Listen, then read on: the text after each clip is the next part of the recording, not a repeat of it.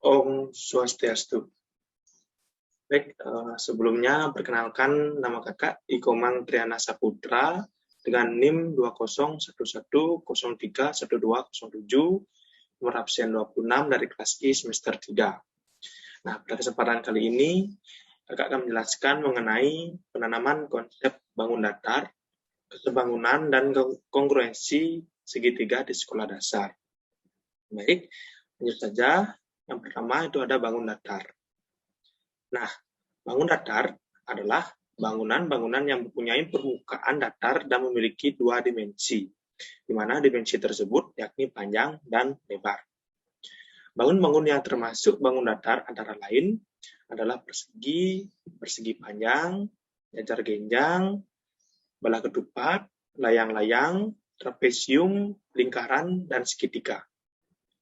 Nah, di samping ini merupakan contoh bangun datar yang kakak tadi sebutkan.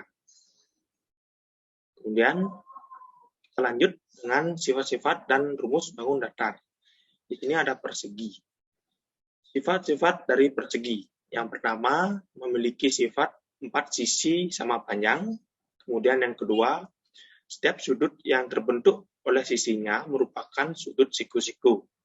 Kemudian yang ketiga, setiap diagonalnya membagi 2 sama besar sudut yang terbentuk oleh sisinya.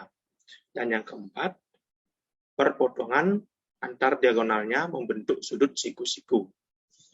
Kemudian di sini ada rumus dari persegi, di mana persegi memiliki rumus luas yaitu S kali S atau bisa ditulis S pangkat 2. Kemudian rumus dari keliling persegi yaitu 4 kali S dengan S sama dengan panjang sisi persegi. Kemudian kita lanjut. Yang kedua itu ada persegi panjang. Nah, sifat-sifat dari persegi panjang yang pertama ada memiliki 4 sisi, di mana 2 sisi yang lebih berhadapan sama panjang. Kemudian memiliki 4 sudut sebesar 90 derajat. Kemudian yang ketiga memiliki 2 sumbu simetri lipat dan putar. Dan yang keempat memiliki 2 diagonal atau garis melintang yang sama panjang. Kemudian persegi panjang punya rumus luas yaitu panjang kali lebar, di mana panjang merupakan panjang dari persegi panjang, kemudian lebar merupakan lebar. Kemudian rumus keliling dari persegi panjang adalah P ditambah L ditambah P ditambah L atau bisa ditulis dengan 2P plus 2L, di mana P merupakan panjang persegi panjang. Kemudian L merupakan lebar dari persegi panjang. Nah, berikutnya ada jajar genjang. Sifat-sifat dari jajar genjang yang pertama adalah memiliki 4 sisi, di mana 2 sisi yang saling berhadapan sejajar. Kemudian yang kedua, pada umumnya jajar genjang tidak memiliki sumbu simetri lipat. Kemudian yang ketiga, memiliki 4 sudut, di mana sudut yang berurutan berjumlah 180 derajat, atau sudut A plus B sama dengan 180 derajat, sudut A plus D sama dengan 180 derajat. Kemudian yang keempat, memiliki 2 garis diagonal AC dan BD. Kemudian di sini ada rumus dari jajar genjang, di mana memiliki rumus luas A kali T, di mana A merupakan panjang alas jajar genjang, kemudian T merupakan tinggi dari jajar genjang tersebut.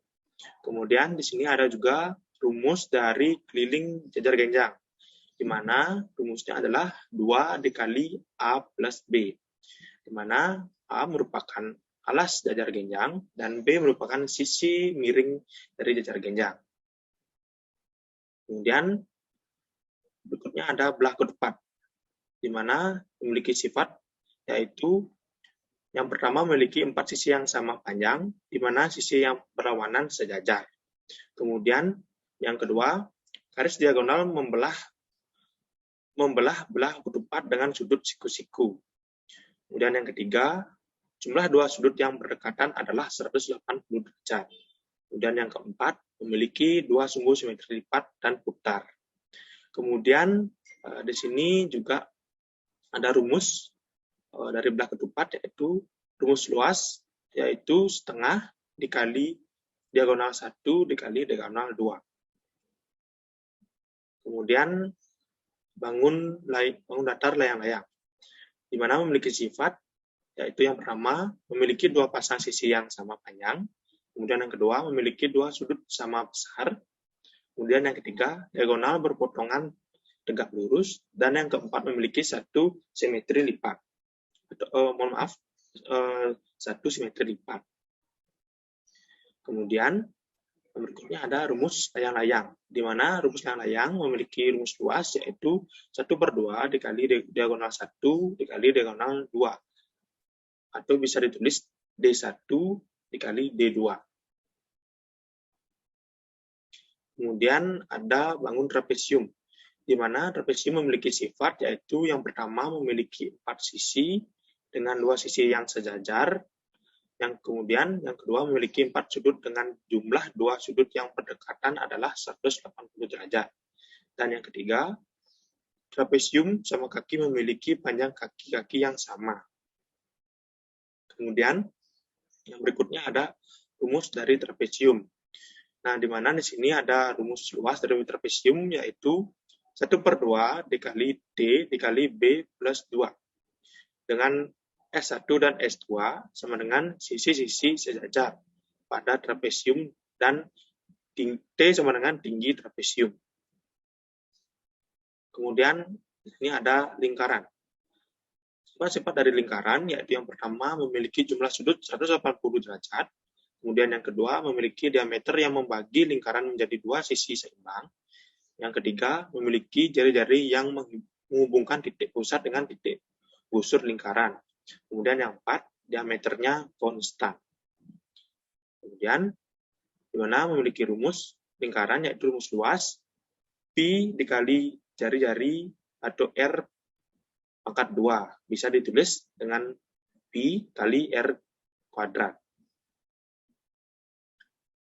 Dan yang ketiga yang berikutnya ada segitiga, di mana memiliki sifat, yang pertama memiliki 3 buah sisi yang berupa garis lurus. Kemudian yang kedua, ketiga sudut yang ada pada segitiga memiliki besaran sudut yang sama, yakni 180 derajat. Kemudian sisi terpanjang pada sebuah segitiga ada pada bagian terdepan dari sudut terbesar. Kemudian di sini ada rumus dari segitiga, yaitu rumus luas sama dengan 1/2 dikali A kali T. Dengan A panjang alas segitiga dan T tinggi segitiga. Panjang sisi miring segitiga, siku-siku dicari dengan rumus Pythagoras, atau A pangkat 2 plus B pangkat 2 sama dengan C pangkat 2. Kemudian kita lanjut ke materi berikutnya, yaitu ada kesebangunan. Nah, di sini apa itu kesebangunan? Kesebangunan merupakan atau adalah ketika dua bangun datar memiliki sudut atau bentuk yang sama. Tidak hanya ketiga persegi panjang, namun semua persegi dapat kita sebut sebangun karena semuanya memiliki sudut siku-siku. Kita bisa lihat contoh segitiga berikut, di mana sudut A dan sudut B merupakan sebangun. Begitu juga dengan sudut B sebangun dengan sudut Q. Dan juga sudut C sebangun dengan sudut R. Kemudian yang berikutnya ada syarat dan contoh kesebangunan. Nah, syarat bangun datar yang sebangun, yaitu yang pertama ada sisi yang bersesuaian mempunyai perbandingan yang sama. Kemudian sudut-sudut yang bersesuaian sama besar. Kemudian contoh kesebangunan. Yang pertama, ada pembuatan miniatur bangunan dibandingkan dengan ukuran sebenarnya adalah sebangun. Kemudian yang kedua, pembangunan peta dibandingkan dengan ukuran sebenarnya adalah sebangun. Kemudian ukuran foto dan bingkainya. Kemudian yang keempat, ukuran denah dengan ukuran sebenarnya. Dan yang kelima, jendela dengan gagang jendelanya. Nah, berikutnya ada kongruensi segitiga. Kongruensi adalah dua buah bangun datar yang mempunyai bentuk dan ukuran yang sama.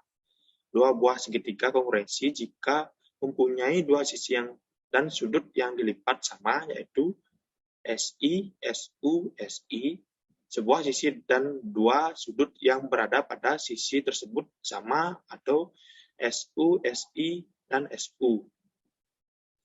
Nah, samping ini merupakan contoh sudut dan dua sisi yang bersesuaian sama besar. Kemudian yang berikutnya ada syarat dua segitiga kongruen.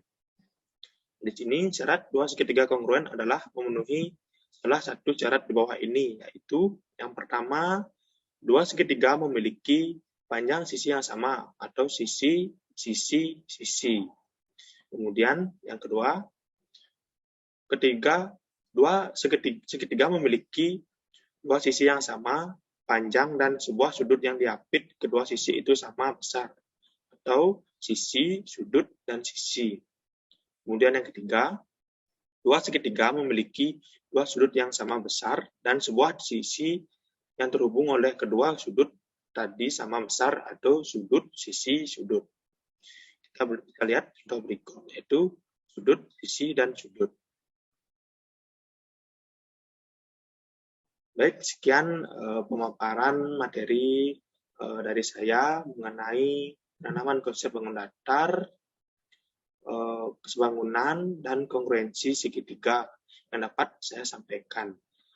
Jika ada salah kata, saya mohon maaf yang sebesar-besarnya. Akhir kata, saya tutup dengan Paramo Santi.